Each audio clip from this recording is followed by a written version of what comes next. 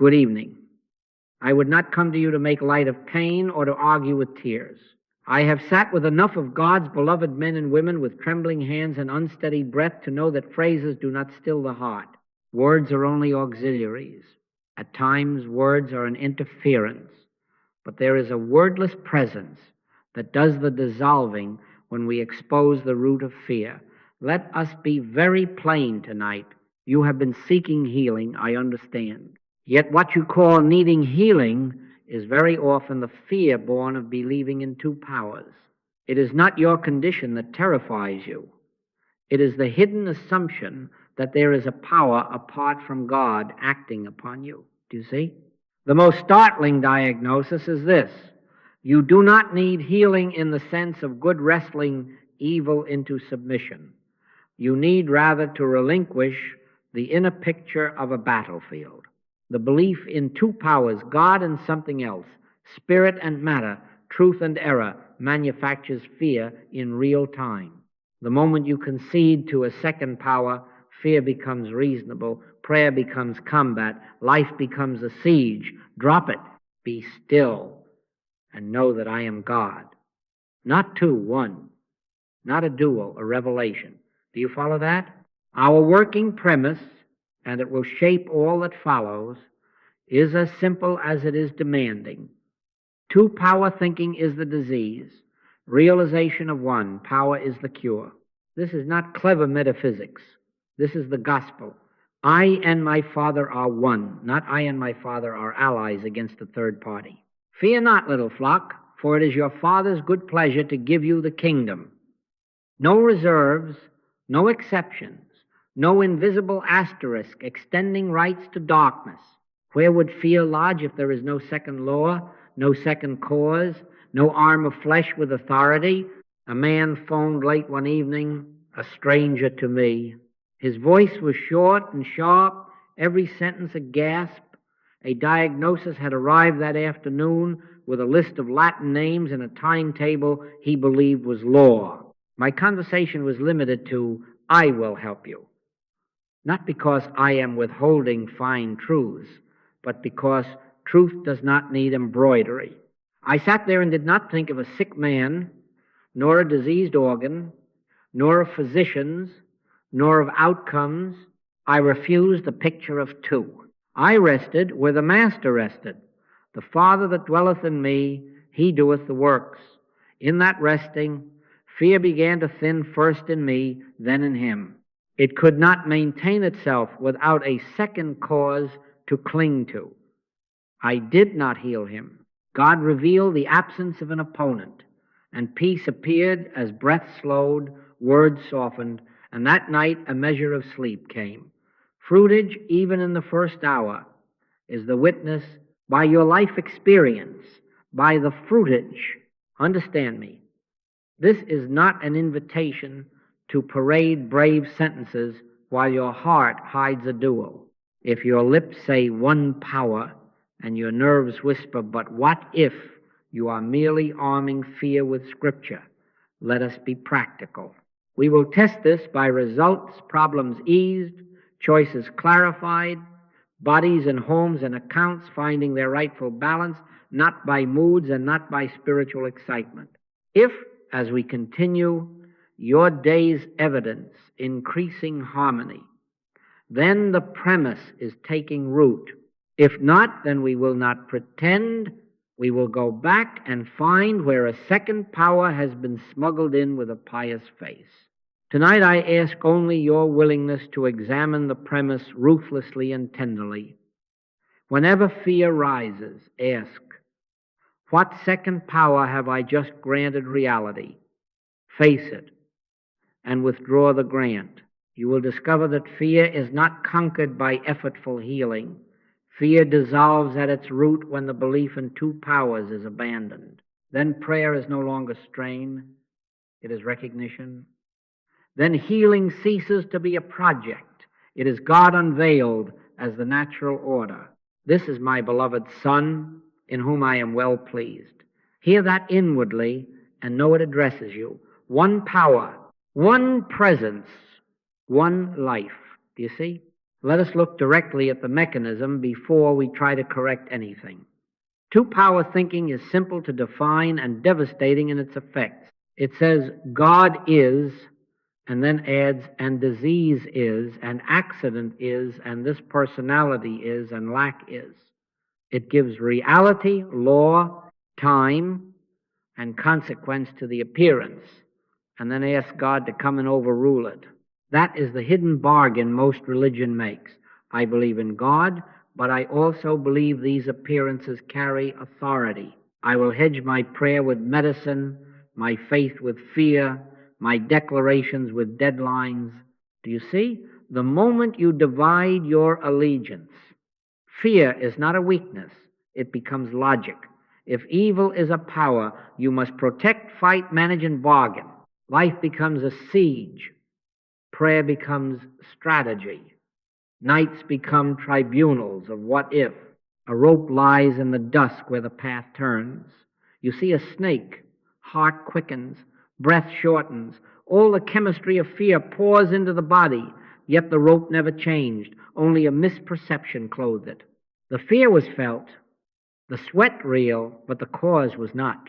So with the non-existent white poodle, you remember from my telling, the one that barked in a dream and sent a house full of sensible people searching with brooms.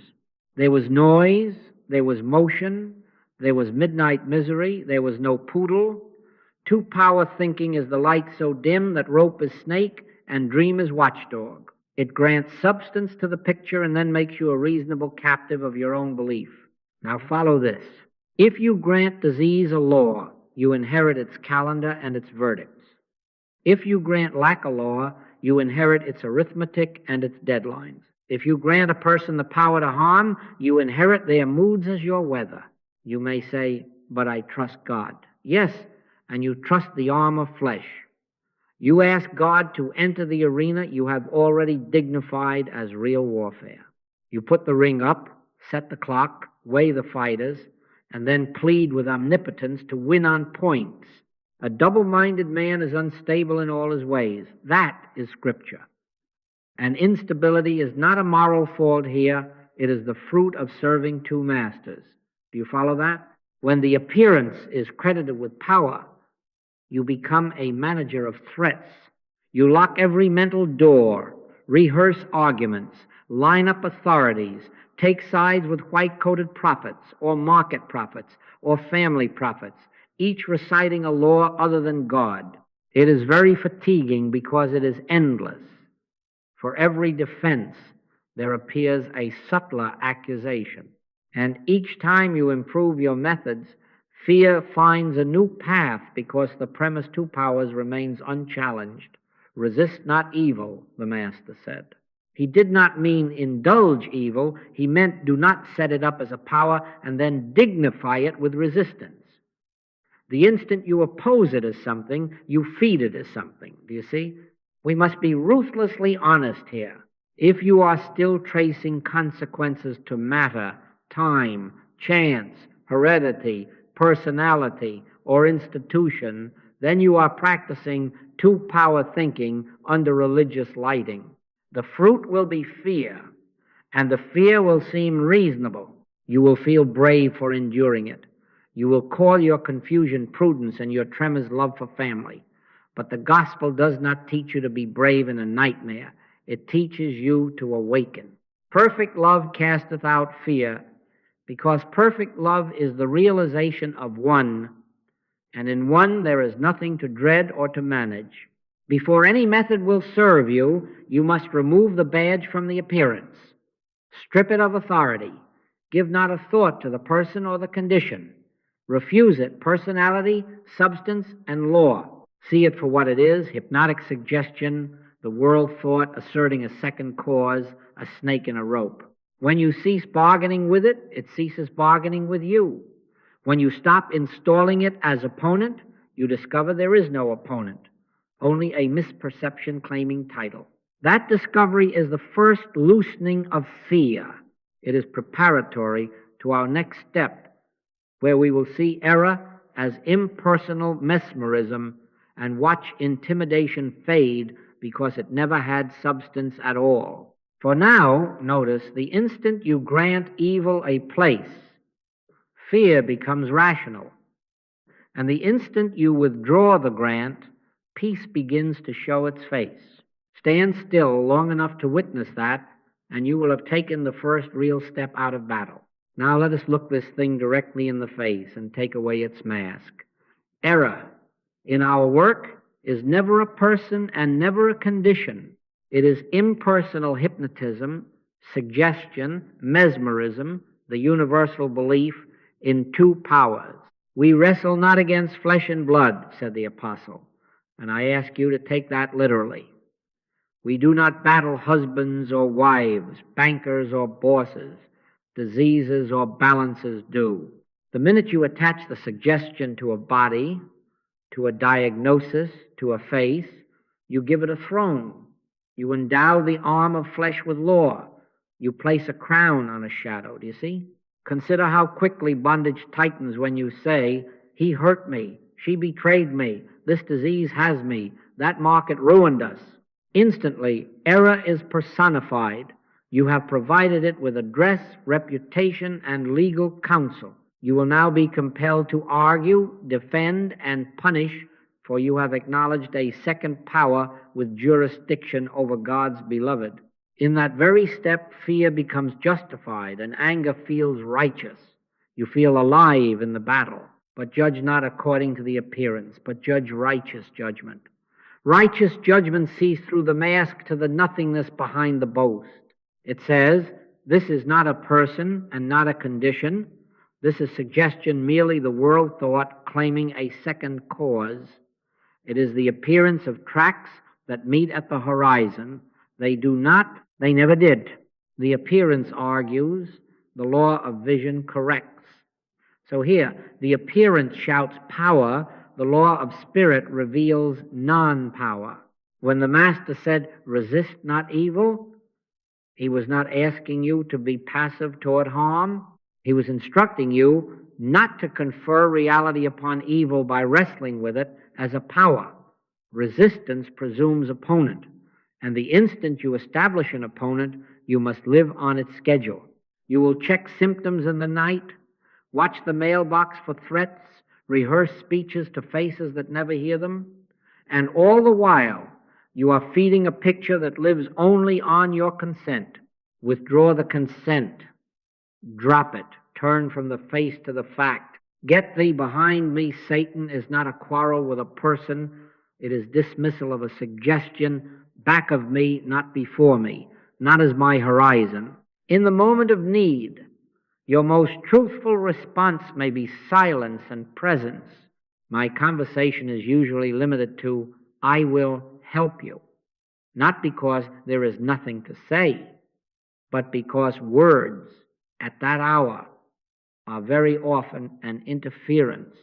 Your task is not to convince a frightened mind. Your task is to unsee a second power. A woman calls, voice breaking over a child with fever. Do not take into your consciousness a picture of child, thermometer, timeline. Give not a thought to the person or the condition. Sit, become still, and let the inner word be heard. The Father that dwelleth in me, he doeth the works. Rest until pressure yields.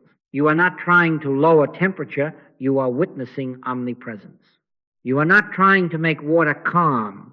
You are beholding the one who speaks, peace, be still, and there is a great calm, because there was never a law for storm in the presence of law itself. Do not mistake this for denial. We do not say the human senses feel nothing. We say they misread cause. The rope looked like a snake. The streetcar tracks looked as if they met. The mirage looked like a lake. There was sweat and running and aching thirst, but no lake to drink, no snake to kill, no tracks to unbend. So here we do not argue with the sufferer. We remove false causation. We return again and again to the recognition of one power. Hear, O Israel, the Lord our God is one Lord, not God and another. As this becomes actual in your awareness, intimidation fades of itself, because error never had substance or law to enforce its threat. The fear that fed upon your consent starves when you refuse it identity. Then fruitage begins, perhaps first as quiet, as breath finding its ease, as a softening of the atmosphere, as a phone call that was menace becoming nothing at all. By your life experience, by the fruitage, you will know that depersonalization has taken root. Do you follow that? Having withdrawn the mask from error, we must now establish who stands here when the mask is gone. This is the first pillar of our work. The word is as God is manifest as individual being, not near you to help, not hovering over you to judge, not summoned by your most beautiful prayer. God, the invisible, appearing as Son, the visible. He that hath seen me hath seen the Father. Do you hear that as identity, not poetry? I and my Father are one, not allies, one.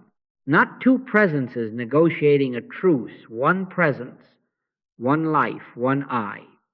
Do you follow that? Separation is the parent of fear. If God is over there and you are down here, then every hour becomes an attempt to move God toward your emergency. You will beg, bargain, and rehearse worthiness. You will make offerings of anxiety in exchange for a favor. That is, religion is commerce, two powers doing business in a marketplace of need. Drop it. In Him we live and move and have our being, not God there and you here, but God as the I that lives its life where you stand. The Master never presented a household with a visiting deity. He revealed a present identity. This is my beloved Son, in whom I am well pleased. Hear it within as the truth of being, not as a compliment to a Galilean long ago. The Father's pleasure is not sentimental approval, it is the fact of likeness, of asness. I must be clear lest the personal ego sees what does not belong to it. To say God appearing as you is not to deify a human personality with its temperaments and temporal history. It is to recognize that the only I there is the I that hears these words, that it knows as the I of God individuated, wave as ocean, ray as sun, branch as vine. I am the vine, ye are the branches. The branch does not order the sap, the branch does not plead with the vine, the branch bears by being. So your being is God being individualized, and fruitage is the natural flow where no separation is entertained. Consider how the old habit sneaks in. Trouble appears, and at once the mind says, "Oh God, come and fix this." With those words, you have crowned the picture with a second power and demoted God to emergency resource. If a second power can create an emergency, what is the status of omnipotence? You have created a rival and then called upon God to outmuscle it. That is the hidden fear beneath so much prayer. Will God be strong enough soon enough? Do you see why your heart races? You are living in a divided universe of your own imagining. A house divided against itself cannot stand. The house is consciousness. Unite the house by accepting the as of being, God, as your life, as your mind, as your activity, as your very presence on the scene. A young man once came with a face full of storms. He wanted techniques to get God to act. I could not give him that. My conversation was limited to, "I will help you." And the help was this: I sat still and beheld God as his being, the same I that is the I of me. I did not try to pull God into a crisis. I recognized that crisis has no place in God, and God is the place of him. In that recognition, the air in the room turned quiet. His breath evened. His words slowed. There was nothing to persuade because there was no second power left to argue with. Fruitage appeared as calm, as clarity, as a next step he could take without terror by your life experience, by the fruitage. Let this become your foundation. When you look in the mirror, do not bow to a biography. Look back of the eye and acknowledge, "Father, thou art the I of me." Not exalted flesh, but spirit appearing as this individuality. Son, thou art ever with me, and all that I have is thine. If all that the Father hath is thine, what is there to import from elsewhere? Nothing. Then the labor of prayer is not transport, it is transparency. You are not trying to bring God, you are letting God be seen as what you are. On this foundation, the next word becomes simple. Once as is accepted, the labor of fixing subsides and the attention turns to is, you will not try to change the picture, you will rest in what eternally is, harmony is, life is, love is, omnipresence is, and the one eye, God as you, beholds it without strain. We will take that up next. For now, seal this within. No separation, no battle, one presence appearing as you. Do you see? We take up now the second word, is. If as en separation, is en striving. Is means reality already established, already whole, already functioning as law unto itself. You are never trying to create harmony. You are recognizing that harmony is. You are not trying to produce life. You are witnessing that life is. You are not attempting to fight darkness. You are realizing that light is. And where light is, darkness has no locale to occupy. Do you see? Think of the simplest mathematics. You do not try to make 2 times 2 become 4. You do not push the twos together or coax them with prayer or emotion. You recognize that 2 times 2 is 4. The answer is an is, not a will be. If, under dim light, you copied the sum incorrectly and wrote 3, your fear at the examination table would be tangible, but it would be based on a misperception, not a real law undermining arithmetic. So, in spiritual realization, you are never building a truth, you are letting truth be seen. I am that I am was not a promise of a future manifestation, it was declaration of present being. Before Abraham was, I am. Present isness, not historic, not postponed. Now, notice the 2 inner postures. One says, I must heal this. Immediately, a second power is introduced to be wrestled, and the self is deputized as fixer. Time is dragged in as accomplice. How long will it take? Methods crowd the mental table. The other posture stands in the quiet recognition what God is. What God is as me is now. And at once you are relieved of hurry, of conquest, of spiritual carpentry. Be still and know that I am God. Be still means cease constructing. Know means recognize what is. Do you follow that? This is why I caution you about the language of healing. We use it as a convenience, but it can mislead. To say I must heal is to imply a real condition with a real law needing a real counter law to remove it. That is two-power thinking disguised in clerical robes. Drop it. In our practice, we do not move conditions. We unsee a second cause. We do not discharge evil. We stop employing it. The Master did not fix a storm. He said, peace, be still, and revealed that peace is. He did not import bread into a wilderness.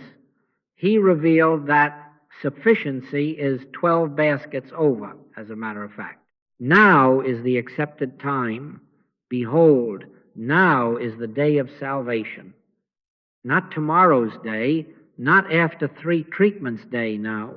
A merchant called late, voice tight as wire, invoices stacked, accounts late, credit pressing like a hand on the throat. My conversation was limited to, I will help you. Then silence. Not a thought given to invoices or creditors or calendars. Not a thought given to how much do they owe. I rested in is God as supply, as law, as order, as the very intelligence that appears as business rightly conducted. I did not seek orders. I did not manipulate outcomes. I recognized order is because God is. In the morning he phoned, softer now. Two accounts that had been stalled had cleared, and a misunderstanding with his bank manager had evaporated into a simple apology. Fruitage, not personal magic. The fruit of recognizing is by your life experience, by the fruitage. Carry this into the body. You hear a sentence with ominous syllables, and the mind leaps to future encyclopedias of decline. That is the hypnosis of two powers writing a script and calling it law. Refuse it, authorship. Do not try to force a number to become four. Stand in the knowing. Life is, health is, law is, and I am in that I am. I am the resurrection and the life. He said, not I will resurrect if conditions allow. Resurrection is a name for isness, dawning upon the senses until the grave of belief is recognized as empty. Is does not deny appearances. It deprives them of authority. You can look at a thermometer and not assign it a law. You can face a bill and not enthrone arithmetic that omits God. You can hear a voice raised in anger and not accept the second mind at war with you. It anchors you in presence before which suggestions falter, and in that anchoring, the atmosphere of your day changes sometimes first as quiet, sometimes as the next rightful step, sometimes as a simple joy that has no human reason. The point is not mood. The point is fruitage. If is recognized, harmony shows itself because it was there to be seen when the fog lifted. Practice this without drama. At waking, before entering the lanes of doing, rest a moment in is omnipresence is, love is, wisdom is, the kingdom is within me, not to make it so, but because it is so. At any report from the senses, good or ill, pause and return to is. Even human good can distract into dualism if you worship the gift instead of the giver appearing as your very being. Unsee both human good and human evil long enough to behold the invisible fact. Then you will not be tempted to fix. You will be moved to witness, and witnessing revealed. Having accepted as and begun to live in is, you are now prepared for honest diagnosis. Where, in the motions of your day, are you still granting titles to time, matter, and person? Where are you installing a second cause under religious lighting? We will take that up next, how to find the subtle residues of two powers and replace them with the simple recognition of one. For now, let the heart breathe, not striving, not bargaining, is. Do you see? Self-examination is love in practice. We are not hunting guilt. We are uncovering where fear is manufactured and quietly withdrawing the license. Do you see? Each time you assign law to time, matter, or persons, you quietly reinstall a second power. Let us look at the common places where this happens, so common that they pass for prudence. First, time. When you say, this will take weeks, 3 treatments, a season of improvement, you have invested a calendar with jurisdiction. You are assuming the appearance carries a law that only time can unwind. That is two-power thinking with a watch in its hand. Now is the accepted time. Behold, now is the day of salvation. Not because God must hurry, but because God is. Withdraw the crown from hours and stages. We do not despise process in human affairs, but we refuse it authorship. Stand in is, and let whatever unfolds do so under the government of one, not under the superstition that delay is a deity. Do you follow that? Second, location. If you believe God is stronger in a church than in a kitchen, in a meditation chair than on a bus, in your quiet hour more than in a noisy office, you have made geography a power. The hour cometh when ye shall neither in this mountain nor yet at Jerusalem Worship the Father. The true worshippers shall worship the Father in spirit and in truth. Lo, I am with you always. Omnipresence cannot be crowded out by traffic or summoned by stained glass. Do not wait for a mood to certify presence. Rest where you stand. One is here as the eye of me, regardless of address or decibel. Drop the superstition of holy rooms. Let holiness be recognized as the atmosphere of God as being, wherever being is appearing. Third, material cause. When you say, my body did this to me, the economy is ruining us, it's in my genes, my past decisions created an unbreakable fate, you have seated matter, markets, heredity, and history as creators. That is the arm of flesh enthroned. Who did sin, this man or his parents, that he was born blind? Neither, said the Master, but that the works of God should be made manifest. In other words, cause is not housed in matter or ancestry. The flesh profiteth nothing. If you trace chains of causation to organs, DNA, indexes, or yesterday, fear becomes logical because those gods are fickle. Cease ye from man, from matter, from market as law. See, suggestion, only suggestion, claiming authorship. Let authorship return to God, and the chain snaps like thread. Fourth, personhood. To believe a practitioner, teacher, doctor, employer, or partner has power to give or take life is to reintroduce Pharaoh. Instruments can be helpful. They are not powers. Call no man your father upon the earth, for one is your Father. Put not your trust in princes. My conversation is usually limited to, I will help you not because I am a power, but because we bear witness to the power that is. Give not a thought to the person on either side of the desk. See through titles and temperaments. The Father that dwelleth in you doeth the works. Do you see how that dissolves flattery and fear together? Fifth, emotional measuring.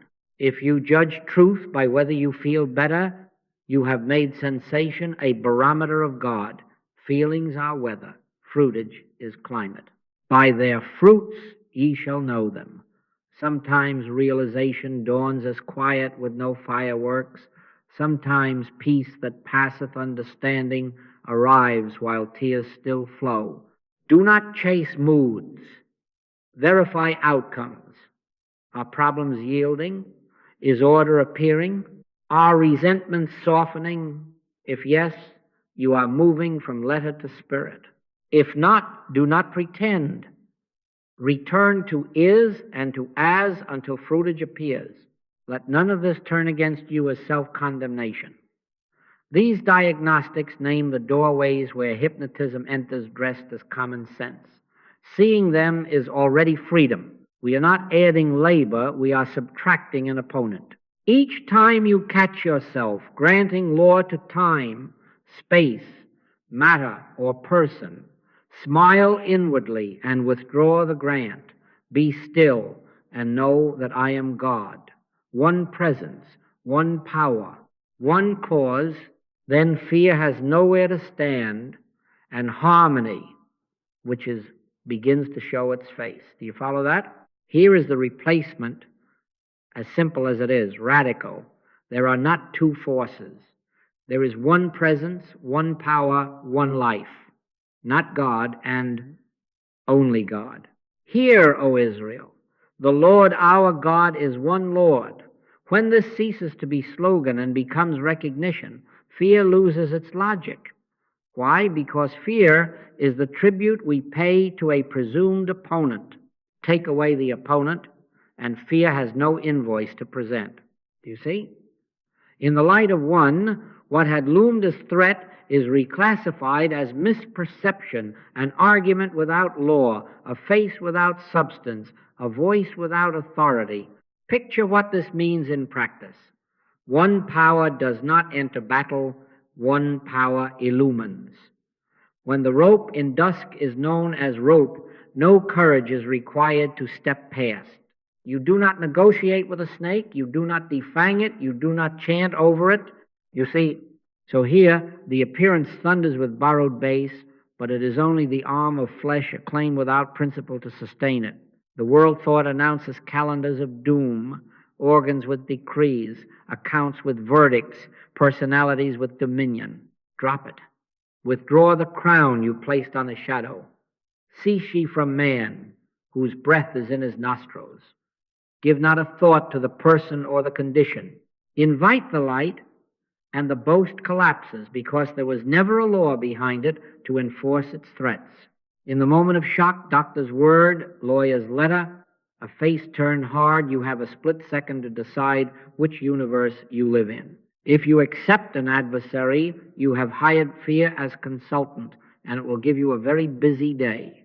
If you recognize one, you gently say within, this is only the arm of flesh, only suggestion, only the universal belief in two powers asking for my signature, I will not sign. Be not afraid. And then, not passivity, but clarity. You stand still enough to witness the non-power of the appearance. Peace begins to leak in at the seams, and with it, the next right step, often simple, often quiet, presents itself without strain. Now bring identity into the frame, not as flattery, but as fact. The way you unsee an opponent is by beholding Christ's identity, where a second power once seemed. This is my beloved Son, in whom I am well pleased. Hear it for yourself, back of your own eyes, until it silences the beggar voice that would make you a separate struggler.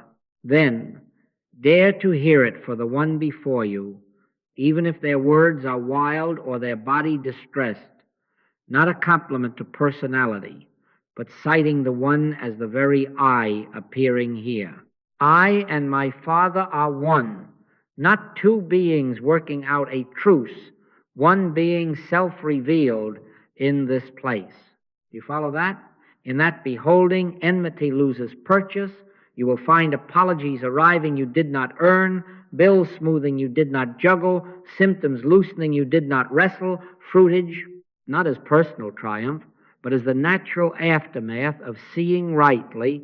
Understand, this reframing is not mental paint over rot. It is the removal of a lie. The fear you carried was reasonable only under a counterfeit government. Replace the government. One presence, one power, and the old statutes annul themselves. Perfect love casteth out fear. Perfect love is not sentiment. It is the love of one that refuses a second will, a second mind, a second cause. In that love, you stop arming for conflict, you consent to reality, and reality, once consented to, reveals that nothing stood against you but a picture arguing for itself. This must not remain a noble idea. It must be practiced until it becomes your way of seeing under all weather. When the phone rings, you will be tempted to re-enter the arena and take sides with appearances. Do not. Your highest service is not speech, but presence, consciousness, resting in one, often with no more words than, I will help you. We will take that up, and day by day you will cultivate receptivity so that in stillness the inner word declares itself without your prompting. That too we will consider. For now, seal this. One power means no opponent, only misperception awaiting light. Let the light in, and peace which is will be proved by the fruitage that follows. Do you see? When the phone rings, everything you have learned will try to run out to meet a picture. The voice on the line will beg you to take sides with it, against a body, against a balance due, against a person. If you let it, you will start asking for details, rehearsing outcomes, gathering evidence for or against a second power. Drop it. In that first breath, your ministry is not counsel, not explanation, not the handling of facts. Your ministry is presence. My conversation is usually limited to, I will help you. You see, words are only auxiliaries. At that moment, they are more often an interference. Why interference? Because speech tempts you to believe that arguments heal. Words, when hastily poured, enlist you in the fight to fix an appearance. You begin to talk to the condition, to coach the frightened mind, and without noticing it, you have reinstalled two powers on the field, the problem to be overcome and the truth used as weaponry. That is why there is strain in such ministry. Take no thought for your life, said the Master. Take no thought for the condition either. Not neglect non-recognition as power. Resist not evil. To argue with it is to confer its standing. To be still is to withdraw its charter. So the call comes. You are gentle, brief, honest. I will help you. Then give not a thought to the person or the condition. Not a thought to symptoms, numbers, timelines, or personalities. Do not visualize, diagnose, or project. Let the entire picture go out behind you as if it were a dream you decline to retell. Turn within to the One. Be still and know that I am God. Not that I will be, not that I may be, if we are eloquent, am. Rest there until the inward pressure of belief eases, until breath finds its quiet, until you know not think that the Father that dwelleth in me, he doeth the works. What are you doing in that stillness? Not constructing outcomes, not mentally pushing truth against error. You are beholding as and is, God appearing as individual being, this very one whose name you heard. God is, harmony is, life is, order is. You are not trying to make 2 times 2 become 4. You are consenting to 4 already being 4. You are witnessing the Christ identity where a sufferer had seemed. This is my beloved Son, in whom I am well pleased. Say it within back of the eye, not as incantation, but as recognition. Then be quiet and let the recognition do its own revealing. Often there follows a soft shift, no fireworks, just air moving differently in the room. The caller may ring back and say, something eased, or they changed their mind, or I don't know why, but I'm not frightened.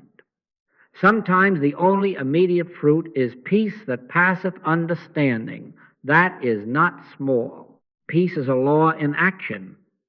It is the atmosphere in which the next right step becomes visible. Let not your heart be troubled. Ye believe in God, believe also in me, in the Christ identity you have just cited.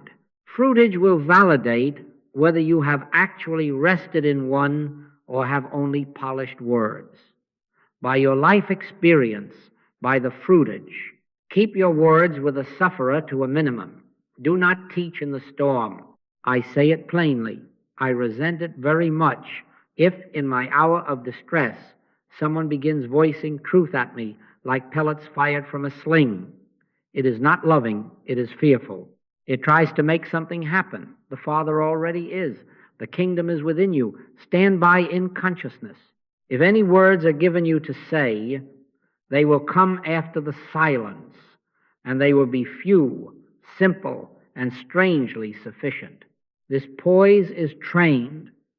At first, you may need to prime the pump with conscious truth, one presence, one power, God appearing as, God is. That is the letter. Use it reverently, briefly, to still the mind's habit of analysis. Then stop. Listen. Your major activity must become receptivity. I live, yet not I, but Christ liveth in me. In that inner listening, truth is declared to you and through you without your striving. That is spirit. And spirit, not your syllables, does the work. In crisis, therefore, remember this simplicity. Do not fight, fix, or explain. Rest. Recognize one. I will help you. Then let the I that is God as being declare itself, and watch how fear dissolves of its own weightlessness, and how harmony already present shows itself in due form. Do you follow that? Daily practice is how you become dependable to yourself. It is how, when the phone rings or the thought storms, you find that you are already home in one rather than sprinting toward it. This is trained. It begins with the letter and matures into spirit. First we prime the pump, then we listen. Do you see? Stage one is brief, conscious acknowledgments, light touches woven through your day.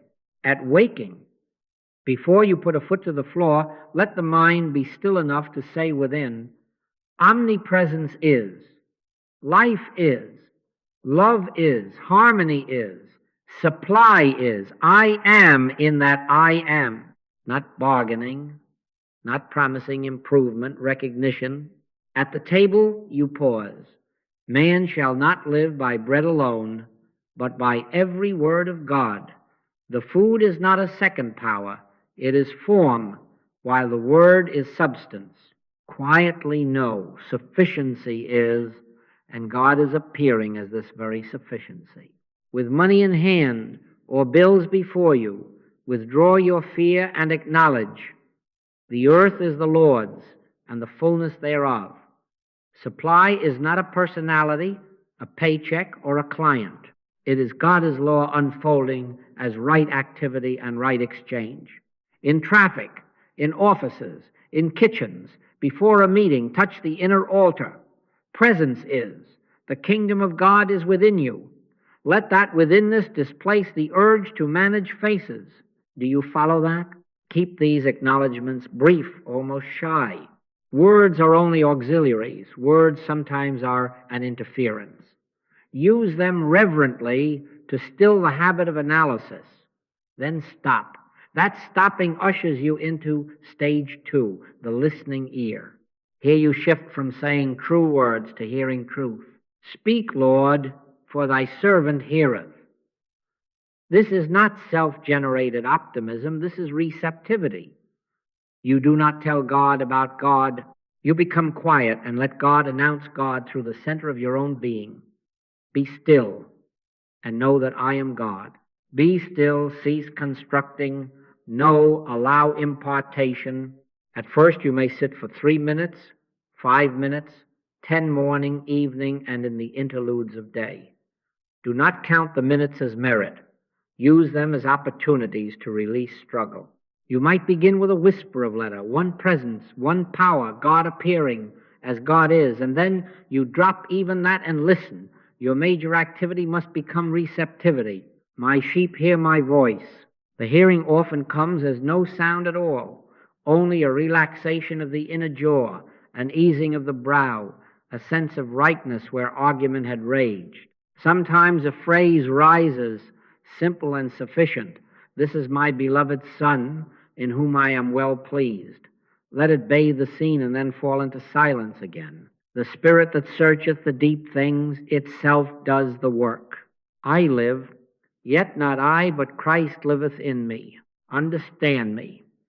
This is not a lazy man's work. It is not dramatic, but it is rigorous. You will discover how addicted the mind is to commentary, to worry, to praying at conditions. Discipline is required until one becomes more fact to you than calendars, thermometers, balances, and personalities. You will fail some days. Begin again the next hour. The constancy builds a climate. The climate carries you when storms appear. Beware a common trap. Repetition without realization becomes an emotional jag. You can chant harmony is until your lips are numb and remain a devotee of two powers at heart. The aim is not glow, it is sight. You are not piling up syllables to force an outcome. You are clearing a window. If the window clears, you will know it not by goose flesh or by a mood, but by fruitage. By their fruits ye shall know them. Problems yield more quickly. Decisions simplify. Resentment soften without speeches. Fear has shorter breath. Business finds its proper channel. The body answers to peace. If that is not happening, do not pretend. Return to as and to is. Return to listening until spirit, not your syllables, announces itself. This is the path from letter to spirit. Light touches of recognition to steady the mind. Then the listening, where truth declares itself and you cease trying to make 2 times 2 4. Practice quietly, humbly, steadily, and let the only honest test verify your progress. How do you know you are not fooling yourself? By your life experience, by the fruitage. We will take that up next. Do you see? Fruitage is the honest witness. By their fruits ye shall know them. Not by eloquence, not by glow, by what happens when you are quiet in one and then walk back into your day. Problems begin to yield more quickly. Fear does not last as long. Relationships that had knotted themselves start to loosen without speeches. Supply arrives without the breathless chase. Fruitage is not applause or a mood. It is harmony showing itself because you have ceased granting an opponent the right to oppose. Do you see? Understand this distinction. Inner peace is precious, but it is not yet proof. Peace is the first light at dawn. Fruitage is the sun standing high. The peace of God, which passeth all understanding, often arrives first, and it is holy. Treasure it. But if week after week you have only the quiet feeling and the outward landscape remains a fixed photograph of distress, then let love ask a question. Where, subtly, are you still believing in 2 powers? For if one is being recognized, some corner of the picture will begin to answer. If not, return to as and to is. This is not blame, it is diagnosis. We are lovers of reality here. Let the logic be simple. If, having listened and rested in one, a matter that once took months begins to untie in days, fruitage is appearing. If fear that once lived in you like a tenant now visits and departs, fruitage is appearing. If conversations that once required arguments begin to find natural softness, if money that once had to be pried from reluctant circumstances begins to circulate rightly, fruitage is appearing. If none of these shifts occur, do not harden your brow. Look gently for the old superstitions. Did you keep a calendar as judge? Did you enthrone a person as giver or taker? Did you seat matter or history on a throne and call it cause? If yes, you reinstall the second power while speaking of one. Withdraw the crown. Cease ye from man, whose breath is in his nostrils. Return to one. Apply this verification without granting power to the categories. In the body, do not hunt symptoms. Recognize life is, law is, order is. Then note the fruit. Pain that softens, sleep that steadies, vitality arriving where dread had sat. In money, do not worship numbers. Acknowledge, Son, thou art ever with me, and all that I have is thine. Then watch the fruit, a channel opening, a waste closing, a debt resolving with less theater than you feared. In conflict, do not accuse minds. Sight the Christ behind the eye, and let a soft answer turneth away wrath. Then witness apologies you did not script, cooperation you could not coerce. In regret, do not make a monument of yesterday. Stand in, behold, I make all things new, and feel the knotted story dissolve into a usable wisdom that harms no one. In each case, we do not bargain with shadows. We behold is and as, and then we watch for fruitage, not as reward, but as evidence that the fog is thinning. Beware how subtle self-deception can be. Spiritual language can sit on top of panic the way a lid sits on a boiling pot. You hear yourself saying, harmony is, while your insides negotiate with a snake that is not there. Drop the negotiation. Look again. Snake in the rope. Non-existent white poodle. Arm of flesh. If it never had law, it cannot enforce a sentence. If it cannot enforce a sentence, fear has no reasonable job to perform. When that recognition is actual, your very atmosphere changes. Those who come near you breathe differently. That too is fruitage. So do not boast of hours sat, books read, or declarations mastered, Ask quietly, has life simplified? Are problems more quickly solved? Is fear losing its vocabulary? Are relationships softening without my cleverness? Is supply flowing without strain? If yes, one is becoming more real to you than appearances. If not, do not decorate absence. Return to presence. Be still and know that I am God. Let that knowing ripen until the tree bears in its season without whip or wire. In a moment, we will take this out into named scenes: illness, lack, conflict, so that you may refuse a second power right where headlines insist upon it. For now, let the standard be clear and kind.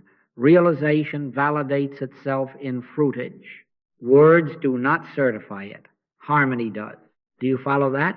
Let us step into the scenes that seem to shout the loudest: illness, lack, conflict, and the ghost called yesterday, and apply one law: never fight a second power. Do you see? The application is not varied and complex. It is consistent and simple. Diagnose two-power thinking, drop it, return to as and to is, and listen until the hush within tells you the government is on his shoulder. Then you watch for fruitage. Illness first. The habit is to battle a body, to argue with tissue and chemistry as if they were lawmakers. That is how fear gets hired, by granting matter a gavel. Refuse the premise. It is the spirit that quickeneth, the flesh profiteth nothing. Life is not contained in tissue. Life is God, and God appears as individual being. Life is you. Do not address organs. Do not address names. Give not a thought to the person or the condition. Turn within and consent. Life is, order is, law is. I am the resurrection and the life, not will be, am. Right there, where a report parades, see Christ's identity. This is my beloved Son, in whom I am well pleased. Let that recognition do its own mending. In Seattle, a woman brought me 5 names for one distress. I would not repeat one of them. I said only, I will help you, and then was very still. The pressure of fear slackened as presence announced itself. That night she slept for the first time in many weeks. Days later, the body answered to peace. We did not fix flesh. We withdrew the crown from it. The arm of flesh had only been suggestion. Fruitage witnessed the one. Do you follow that? Now lack. The world says economy, market, opportunity, as if these were gods with moods. Expose the idol. Supply is not a person or a payroll. It is the activity of God revealing itself as right ideas, right timing, right channels. The earth is the Lord's and the fullness thereof. Consider the lilies. Stop counting fear. Withdraw your gaze from balances as verdict. Quietly know abundance is because God is. Son, thou art ever with me, and all that I have is thine. Then listen. Often the next right step is modest and exact, a forgotten call to make, an unnecessary expense to release, a skill to offer where you had not looked. Anxiety does not create channels. Realization reveals them. When you cease sacrificing to the altar of circumstance, form arranges itself under the government of one. Bills get met not with theater, but with a rightness that could not be coerced by your life experience, by the fruitage. Now, conflict. Here the temptation is to make a person the problem. You build a case. You clothe suggestion in a name. Drop it. Put not your trust in princes. Forgive them, for they know not what they do. The one before you is not cause. They are the screen onto which the universal belief in two powers projects its drama. Depersonalize. Give not a thought to the temperament. Look back of the eye and behold the Christ of God. I and my Father are one, not two wills clashing, one appearing twoly. Then let your words, if any, be a soft answer that turns away wrath. Do you see? You are not managing them. You are refusing to be hypnotized by a second power.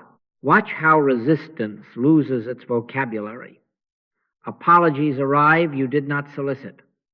Cooperation emerges that your cleverness could not have engineered. This is not technique, it is sight. And yesterday, regret. Time is the last tyrant many will bow to, if only too late after what I did. Do not enthrone a calendar. Remember ye not the former things, neither consider the things of old. Behold, I will do a new thing. Now is the accepted time. History has no jurisdiction in his. The guilt voice is only hypnotism speaking with your accent. Drop it. Stand quietly in the present where God is all, and let the sentence, there is therefore now no condemnation to them which are in Christ Jesus, become more than words. Often a practical amends will present itself without self-scorning. Often the lesson distills into wisdom without keeping the wound alive. Is does not negotiate with was, it dispels it. In every scene, keep the sequence simple. The picture appears, do not run to meet it. Diagnose two-power thinking, where have I granted, Lord, a matter, market, person, or time? Withdraw the crown. Return to as and to is, God appearing as this very being. God is. Be still and listen. The Father that dwelleth in me, he doeth the works. Minimal words outward, I will help you. Abundant receptivity inward.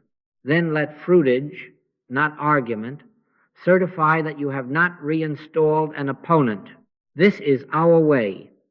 No battle, no bargaining with shadows, just one recognized and claims dissolving because there was never a law to sustain them. You see? We are ready to go home now, and going home means living without a battlefield.